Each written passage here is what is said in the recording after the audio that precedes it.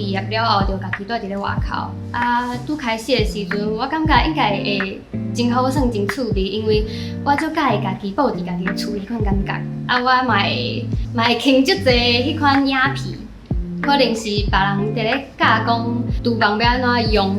会较舒适，也是要安怎收物件，较袂定地。毋过家己住了差不多半年了后，就感觉甲我想的敢若无啥共款，因为我就要家己注意讲，啥物时阵会停电，也是讲啥物时阵大楼爱洗迄个水塔。虽然讲甲我想的无啥共款，毋过嘛是一款经验的累积，无讲真趣味啊，毋过是我家己的个人的经验。厝对我来讲上重要的应该是爱有一张舒适的碰椅，因为我感觉若是有一张舒适的碰椅，碰椅的深度爱有够深，因为阮厝内有饲2只猫仔，我就是要有一张碰椅会使甲阮2只猫仔做伙倒伫咧碰椅顶悬放暖暖。对我来讲，睡厝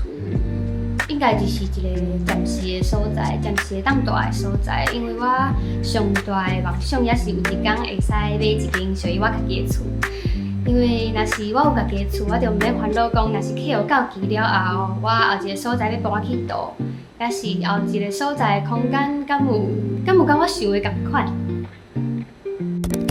我前几工仔问阮母仔即个问题。伊甲我讲，我细汉的时阵伫咧马路顶悬，听到有人咧话讲歹铁通买无，我就甲伊问讲：妈妈，他是要卖坏铁吗？即件代志应该是互伊印象真深，伊才会到前几工仔都咧甲我讲。我应该是为细汉的时阵就真爱问一寡台语哩哩扣扣的问题。但是台语是一个人，我感觉伊应该是土地公，也是土地婆。因为土地公甲土地婆是人知的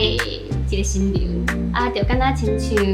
台语是每一个人拢知的，每一个人拢知的语言，佮有台语伫咧每一个所在的迄个腔口拢无共款，就敢若每一个所在拢有属于迄个所在的土地公。